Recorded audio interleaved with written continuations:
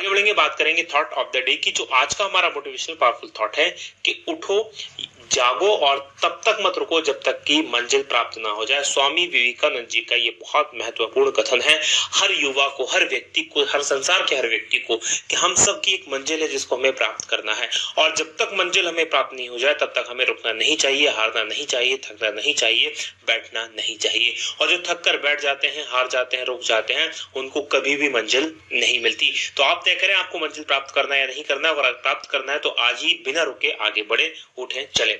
इसी थॉट के साथ आगे बढ़ेंगे, बात करेंगे क्योंकि रिवीजन पिछले करंट अफेयर के प्रश्नों का। पहला प्रश्न है कि राज्यसभा के उपसभापति के रूप में किन्हें निर्वाचित किया गया, तो ये हरिवंश नारायण सिंह है। दूसरा प्रश्न, संसद का मानसून सत्र कब से शुरू हो गया है, और ये 14 सितंबर से शुरू हुआ है। तीसरा प्रश्न, किस देश में योशिहिदे सुगा नए प्रधानमंत्री बन गए हैं, ये जापान में बने हैं। चौथा प्रश्न, DRDO research lab Madhya Pradesh में कहां खोली जाएगी, तो ये मुरैना में। पांचवा प्रश्न, सिटी ग्रुप की पहली महिला सीईओ कौन होंगी, तो ये जैन फ्रेचर होंगी। वहीं छठवां प्रश्न है कि हाल ही में आर्य समाज के किस अग्रणी नेता का निधन हो गया, तो इनका नाम स्वामी अग्निवेश था। और सातवां प्रश्न है कि किस प्रदेश सरकार ने विशेष सुरक्षा बल एसएसएफ के गठन की अधिसूचना जारी की है, तो उत्तर प्रदेश सरकार ने जारी की है। आठवां प्रश्न है कि किस राज्य में देश की पहली एकीकृत एयर एम्बुलेंस सेवाओं की शुरुआत हुई है, तो ये कर्नाटक में हुई है। और नवा प्रश्न है कि किस राज्य में स्वच्छता कर्मचारियों के लिए गरिमा योजना शुरू की गई है, तो ये ओडिशा में शुरू की गई है। और 10वां प्रश्न है कि अमेरिकी ओपन टेनिस प्रतियोगिता का पुरुष सिंगल्स खिताब किसने जीता है, तो ये डोमिनिक थियम ने जीता है। ये थे हमारे कल के पढ़े गए करंट अफेयर के प्रश्नों का क्विक रिवीजन। आगे बढ़ेंगे, आज के प्रश्नों की बात करेंगे। और आज के करंट अफेयर का पहला प्रश्न है कि प्रधानमंत्री नरेंद्र मोदी ने किस राज्य में कोसी रेल महासेतु ये राष्ट्र को समर्पित किया है। पिछले कई सालों से ये मांग लंबित थी और ये फाइनली बनकर तैयार हो गया है, और ये है बिहार में स्थित, यानी कि बी ऑप्शन प्रश्न का सही उत्तर है। डिटेल देख लीजिए क्या है। तो प्रधानमंत्री नरेंद्र मोदी इन्होंने वीडियो कॉन्फ्रेंसिंग के माध्यम से कोसी रेल महासेतु इसको राष्ट्र को समर्पित किया, और इन्होंने यात्रियों की सुविधाओं से संबंधित 12 रेल परियोजनाओं का भी शुभारंभ किया। तो ये आपको याद रखना है। दूसरी चीज, ये जो सेतु है करीब 1.9 किलोमीटर लंबा है और कोसी नदी पर बना हुआ है। इसका निर्माण 5 अरब 16 करोड़ रुपए की लागत से हुआ है। पिछले करीब बहुत लंबे समय से इसकी मांग की जा रही थी। अब एक नया सेक्शन हमने इसमें जोड़ा आप लोगों के लिए कि करंट अफेयर का जो क्वेश्चन होगा या करंट अफेयर की जो न्यूज होगी उससे रिलेटेड कोई पिछला करंट अफेयर है तो वो भी हम आपको यहाँ पर रिवाइज करवा देंगे ताकि सारी चीजें आपको रिकॉल होते रहे। तो बिहार की बात हम कर रहे थे, तो पिछले करंट अफेयर में 14 सितंबर के दिन मैंने आपको बताया था कि प्रधानमंत्री नरेंद्र मोदी ने बिहार में ही पेट्रोलियम से जुड़ी 3 परियोजनाओं की भी आधारशिला रखी थी। 3 परियोजनाओं को समर्पित किया था, एक्चुअल में आधारशिला नहीं रखी थी, उनको लॉन्च किया था, समर्पित किया था। उसके अलावा 7 अगस्त को मैंने आपको बताया था कि देवलाली जो महाराष्ट्र में है और दानापुर जो कि बिहार में है, इनके बीच में एक किसान रेल चलाई गई है और ये पहली किसान रेल थी। तो मुझे उम्मीद है कि ये बदलाव आपको पसंद आएगा जब हम किसी प्रश्न से संबंधित पिछला करंट अफेयर भी उसी के साथ आपके लिए कवर कर लेंगे। अब मैंने आपसे ये भी पूछा था कि दूसरी रेल कहाँ चली है, तो दूसरी रेल भी आपको पता होना चाहिए कि ये आंध्र प्रदेश से दिल्ली के बीच में चली है दूसरी किसान रेल। चलिए आगे बढ़ेंगे। बात दूसरे प्रश्न की होगी कि विश्व बांस दिवस कब मनाया जाता है। तो विश्व बांस दिवस जो मनाया जाता है वो 18 सितंबर को मनाया जाता है, यानी कि ए ऑप्शन प्रश्न का सही उत्तर है। डिटेल देख लीजिए क्या है। तो हर साल 18 सितंबर को विश्व स्तर पर वर्ल्ड बम्बू डे यानी कि विश्व बांस दिवस के रूप में मनाया जाता है, और इस दिन बांस के जो फायदे हैं उसके बारे में लोगों को जागरूक किया जाता है। रोजमर्रा के जीवन में हम जिन वस्तुओं का यूज करते हैं उनमें से बहुत सारी चीजें बांस से बनती हैं, तो उनके उपयोग ज्यादा से ज्यादा बढ़ाया जाए इसके लिए मनाया जाता है। विश्व बांस दिवस 2020 की बात करें तो इसके 11वें संस्करण की थीम है बैम्बू नाव, ये इस बार की थीम रखी गई है। विश्व बांस संगठन की बात करें तो 18 सितंबर को वर्ल्ड बैम्बू डे को मनाने की घोषणा हुई थी। 2009 में बैंकॉक में 8वीं वर्ल्ड बम्बू कांग्रेस हुई थी, उसमें इसकी घोषणा की गई थी। बात करेंगे अब हम आगे कुछ और इसी प्रकार के दिनों की। आज ही के दिन या कल के दिन जो थे 17 सितंबर को मनाया गया विश्व रोगी सुरक्षा दिवस, 18 सितंबर को मनाया गया अंतर्राष्ट्रीय समान वेतन दिवस, और 18 सितंबर को ही मनाया जाता है विश्व जल निगरानी दिवस। तो ये भी आप याद रखेंगे कि कब कब मनाए जाते हैं। आगे बढ़ेंगे, बात करेंगे हम तीसरे प्रश्न की कि एसडीजे क्या है। सस्टेनेबल डेवलपमेंट गोल्स 2030 तक इनको प्राप्त करना है। तो इसके लिए सॉवरेन बॉन्ड जारी करने वाला दुनिया का पहला देश कौन सा बन गया है? तो इसके लिए सॉवरेन बॉन्ड जारी करने वाला दुनिया का पहला देश बना है मैक्सिको, यानी कि डी ऑप्शन प्रश्न का सही उत्तर है। डिटेल देख लीजिए क्या है। तो संयुक्त राष्ट्र के द्वारा जो सतत विकास लक्ष्य हैं और इनको राष्ट्रीय बॉन्ड जारी करने वाला इनके लिए मैक्सिको दुनिया का पहला देश बन गया है। और मैक्सिको ने इस बॉन्ड के जरिए 750 मिलियन यूरो जुटाए हैं। अब बॉन्ड्स होते क्या हैं और सरकार जारी क्यों करती है? बॉन्ड्स एक प्रकार का ऐसा कागज होता है, ये समझ लीजिए कि ये एक प्रकार की एफडी हो सकता है, एफडी के रूप में देख सकते हैं, चेक के रूप में देख सकते हैं। एक्चुअल में सरकार क्या करती है, लोगों से पैसे लेती है। लोगों से मतलब किसके माध्यम से? जैसे हम शेयर बाजार में इन्वेस्ट करते हैं तो उसी माध्यम से सरकार अपने बॉन्ड्स जारी करती है। और बॉन्ड्स में वो कहती है कि एक निश्चित समय के बाद में, जिसके 10 साल बाद में आप अगर हमें 1,000 रुपए देते हैं तो 1,000 के हम आपको 10% ब्याज देंगे, 20% ब्याज देंगे, जो भी ब्याज। मैंने एक नॉर्मली बता दिया सामान्य भाषा में। तो बोले 1,000 के हम 1,1100 रुपए देंगे आपको 10 साल बाद में। तो इस प्रकार से इसका क्या होता है कि ये बॉन्ड्स की गारंटी होती है कि इसका पैसा डूबेगा नहीं, सरकार पैसा वापस करेगी। तो सरकार, और इससे क्या जाता है, सरकार को पैसा मिल जाता है। तो इस प्रकार से ये काम करता है। तो बॉन्ड्स के जरिए 750 मिलियन डॉलर जो मिलियन यूरो है ये जुटाए हैं। और 2015 में संयुक्त राष्ट्र की 70वीं जो बैठक हुई थी उसमें 2030 तक प्राप्त करने वाले सतत विकास के लिए एजेंडा के लिए सदस्य देशों के द्वारा 17 विकास लक्ष्य जो सस्टेनेबल डेवलपमेंट गोल्स हैं उनको निर्धारित किया गया था। और इनमें करीब 169 प्रयोजन है, ऐसे कार्य हैं जो किए जाने हैं। तो ये आपको याद रखना है। बॉन्ड्स आपको समझ में आ गया है क्या है, सॉवरेन बॉन्ड्स क्या होते हैं। तो इन लक्ष्यों को प्राप्त करने के लिए सरकार को पैसा चाहिए था और उस पैसे के लिए सरकार ने बॉन्ड जारी किए और इसमें निर्धारित समय दे दिया कि इसके बाद आपको इन बॉन्ड्स का इतना पैसा वापस कर दिया जाएगा। बात मैक्सिको की करते हैं तो इसकी राजधानी मैक्सिको सिटी है। राष्ट्रपति एंड्रेज मैनुअल लोपेज ओब्राडोर है और मुद्रा यहाँ की पेसो है। चलिए मैप में मैं आपको अब मैक्सिको लिए चलता हूँ। तो जैसा कि आप स्क्रीन पर देख पा रहे हैं हमारा भारत, और हमारे भारत से अगर आपको मैक्सिको जाना है तो मूव करना पड़ेगा आपको पश्चिम की तरफ। पश्चिम में आप जाएंगे, अरब देशों को क्रॉस करेंगे, अफ्रीका क्रॉस करेंगे, अटलांटिक महासागर क्रॉस करने के बाद में ये जो देश आपको दिखाई दे रहा है ये मैक्सिको है। राइट, यहाँ पर आप देख पा रहे होंगे ये मैक्सिको है। मैक्सिको के ऊपर देखेंगे तो अमेरिका की सीमा लगी हुई है और नीचे देखेंगे तो दो देशों की सीमा लगी हुई है। एक ये देश है ग्वाटेमाला और इधर देख रहे होंगे ब्लीज, ये दो देशों की सीमा लगी हुई है। इधर ये गल्फ ऑफ मैक्सिको यानी कि मैक्सिको की खाड़ी है और इस तरफ प्रशांत महासागर स्थित है। ये आप याद रखेंगे। आगे बढ़ेंगे, बात करेंगे अगले प्रश्न की। अगला प्रश्न आपके सामने चौथा है कि किस देश में मोहम्मद हुसैन रोबल नए प्रधानमंत्री नियुक्त किए गए हैं? और ये नियुक्त किए गए हैं सोमालिया में, यानी कि सी ऑप्शन प्रश्न का सही उत्तर है। डिटेल देख लीजिए क्या है। तो सोमालिया के जो राष्ट्रपति हैं मोहम्मद अब्दुल्लाही, उन्होंने मोहम्मद हुसैन रोबल को देश के नए प्रधानमंत्री के रूप में नियुक्त किया है। और जुलाई में जो सोमाली की संसद है वहां अपनी राजनीतिक वादे किए थे वो पूरे नहीं कर पाने के कारण जो प्रधानमंत्री थे हसन अली खारे, उनको हटाने का फैसला किया था संसद ने।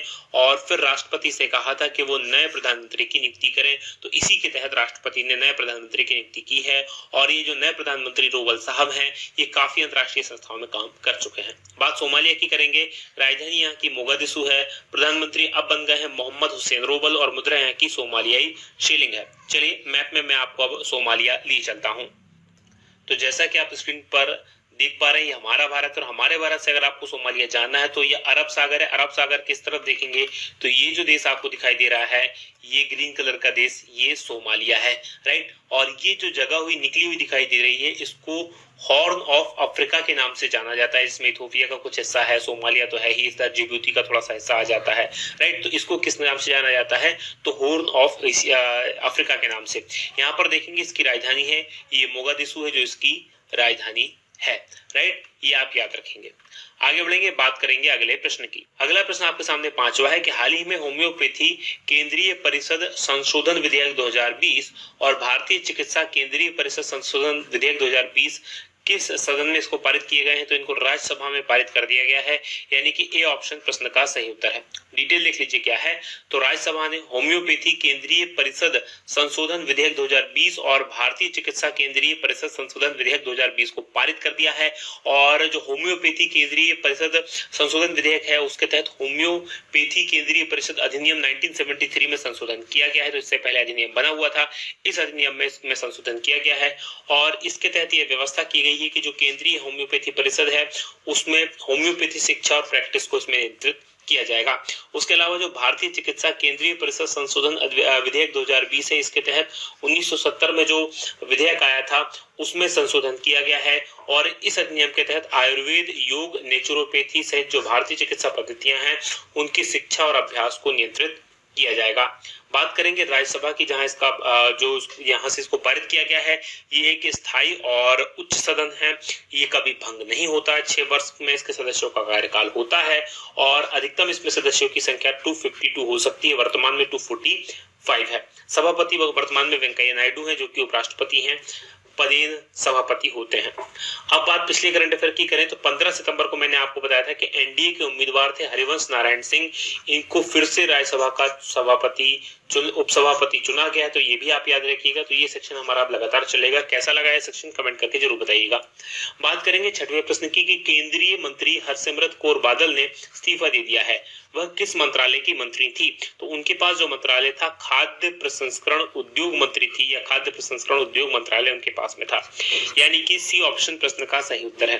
डिटेल लिख लीजिए क्या है।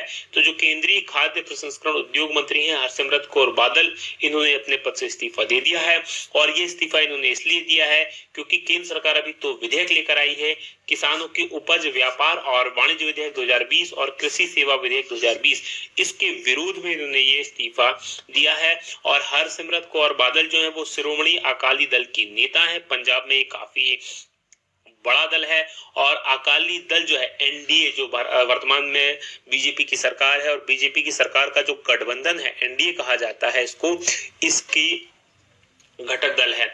और केंद्रीय खाद्य प्रसंस्करण मंत्रालय का जो अतिरिक्त प्रभार दिया गया है वो नरेंद्र सिंह तोमर को दिया गया है।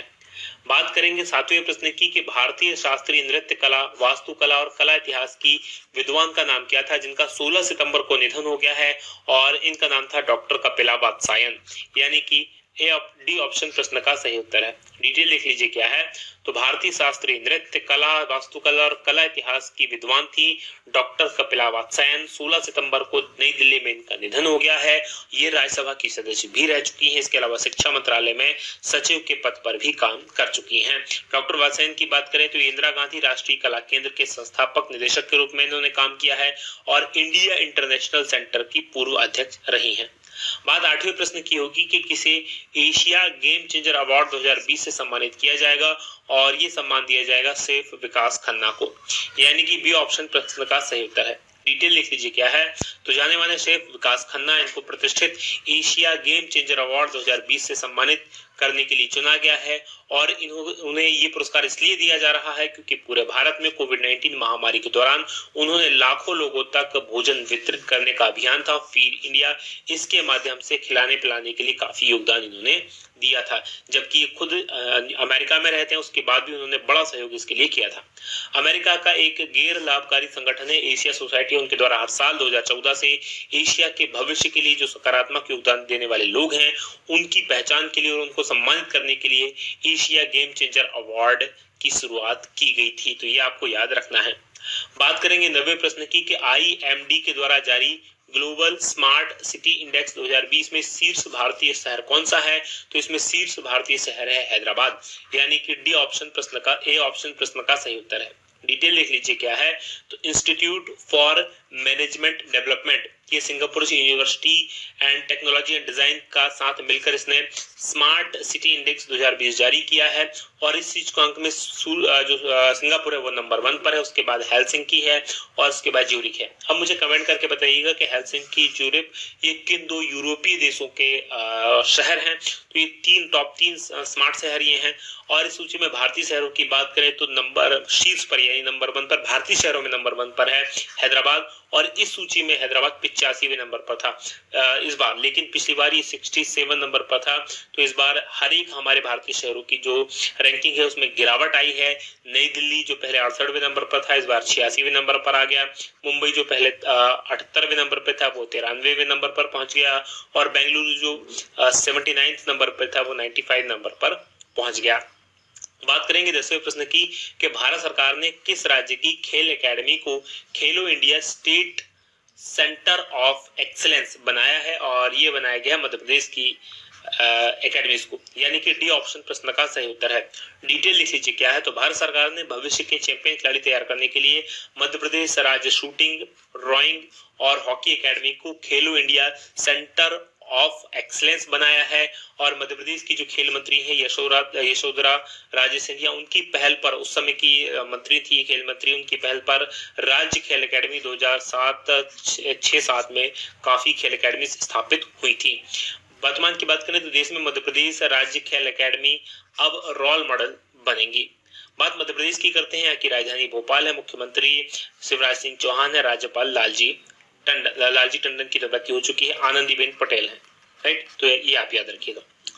ये था आज का हमारा करंट अफेयर का वीडियो। अब बात करेंगे पिछले सवाल की। पिछले सवाल मैंने आपसे प्रश्न पूछा था कि दूसरी किसान रेलगाड़ी किस प्रदेश से होकर दिल्ली के बीच शुरू हुई है, और ये आंध्र प्रदेश से दिल्ली के बीच में चल रही है, यानी कि डी ऑप्शन प्रश्न का सही उत्तर है। तो जिन लोगों ने इस प्रश्न का सही उत्तर दिया था उनको बधाई, जो लोग उत्तर नहीं दिए थे उनसे नहीं। आज का हमारा सवाल है कि नेशनल स्कूल ऑफ ड्रामा के नए चेयरमैन कौन बने हैं, तो कमेंट करके बताइएगा कि इनमें से कौन बने हैं।